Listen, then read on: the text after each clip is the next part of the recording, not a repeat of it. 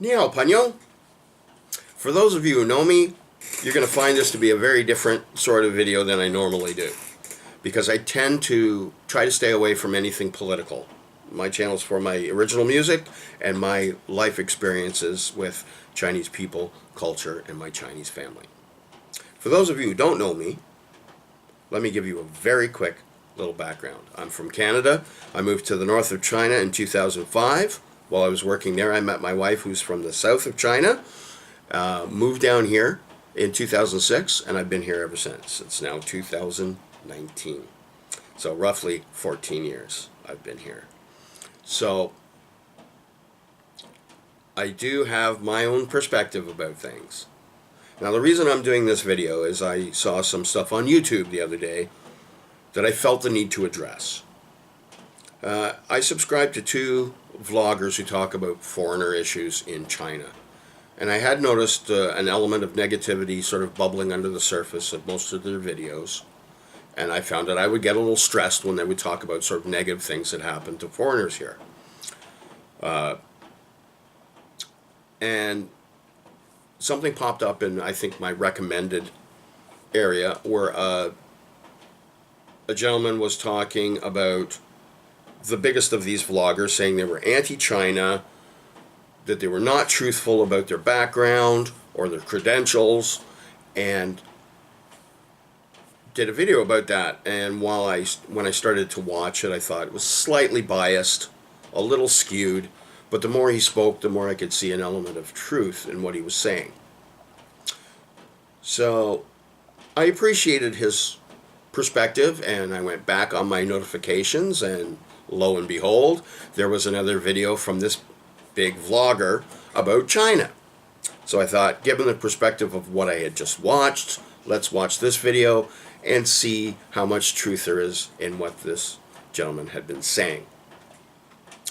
The video was about a situation that's happening in China where a business has started to boom, where shy or lonely young men can go on the computer, talk to a beautiful young Chinese girl, slightly suggestively clad, who will chat with you and sing for you and dance for you, and you can give them gifts and things.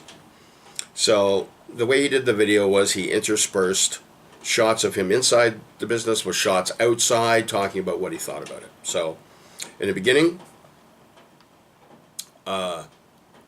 he was talking to the people in the business, kept saying how interesting everything was, laughing and joking with them, looked around, and even appeared on a stream with one of the girls.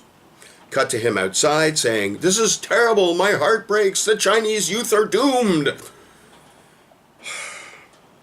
So it was really negative and very reprehensible of him to do this. If you're going to talk about an issue, which I'm sure is not just happening in China, but you should be more subjective about it. Say, what is it that causes an element of a society to seek out this human connection? What is causing this problem? How can we change it? How can we improve the lives of the people that are finding it difficult to talk to members of the opposite sex? But he didn't. He didn't do that. He put on a brave smiley face for all the people in the business and then trashed them the minute he got outside. It was disgusting. But I'm done with those guys. So, from the perspective of somebody who's been here for a hefty chunk of his life,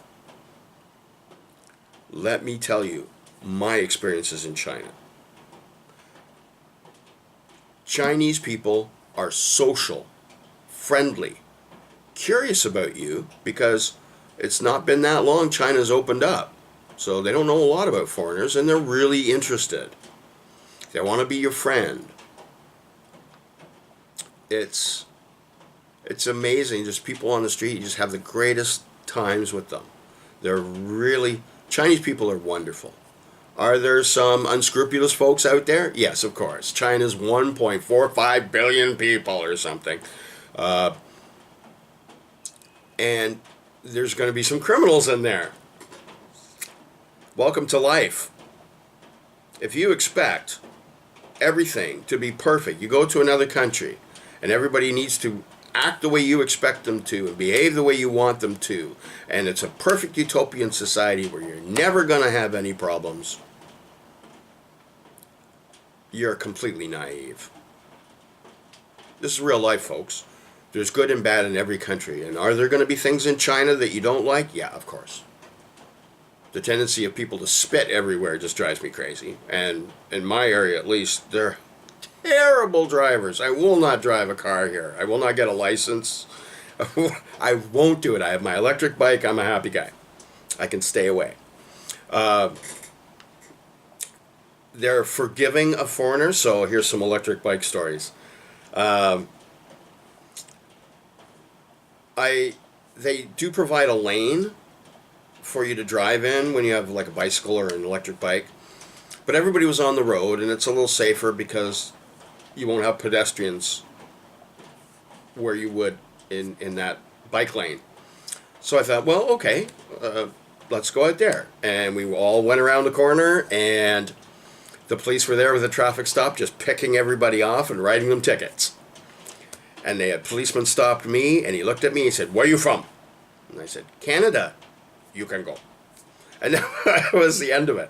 Another time, a couple years ago, they decided they were going to require licenses on electric bikes.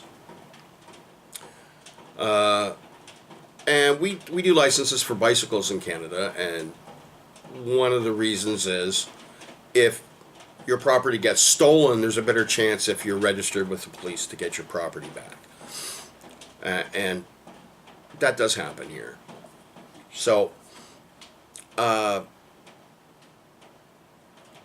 they can't input a passport number into their computer program. You need a Chinese ID.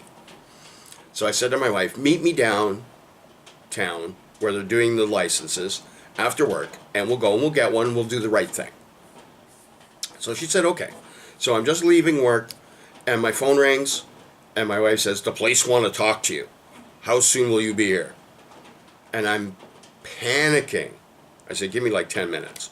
And I'm panicking, thinking, oh no, what's wrong? What have I done? I'm a foreigner. Maybe I made a mistake somewhere. And when I arrived, it turned out that some of them spoke English. They wanted to practice English with me. They all wanted to take selfies.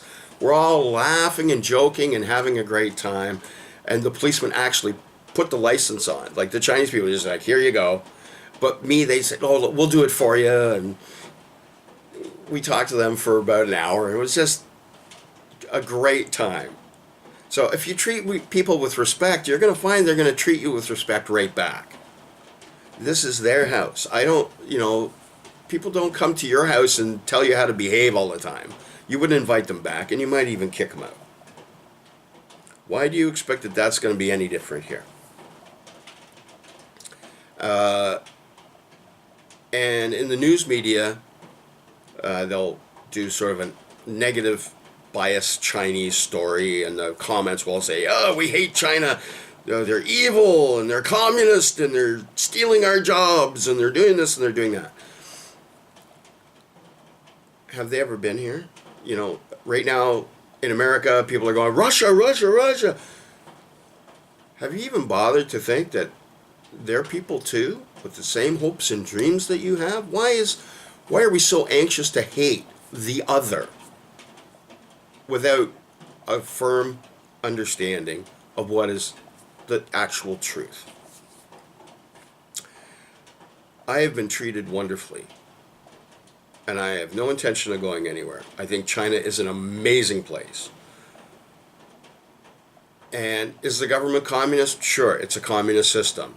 But on the ground, it's basically, don't do stupid things, don't cause the police to come, don't break the law, and we pretty much don't care, you do what you want. So pretty much everybody's left alone. As long as you behave, you're fine. Nobody really cares. And the food is delicious. Some of the food I won't eat because, to be quite honest, Chinese will eat anything. I swear. The landscape is beautiful. I'm surrounded by these mountains here, and it's absolutely gorgeous. Such a beautiful country.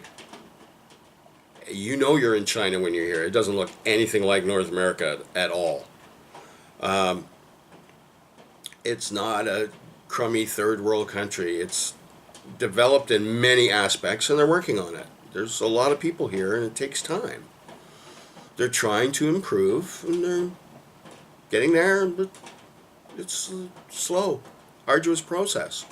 The people are wonderful, made some great Chinese friends, and I think that if you come to China with an open mind, you'll have an experience that will forever impact your life.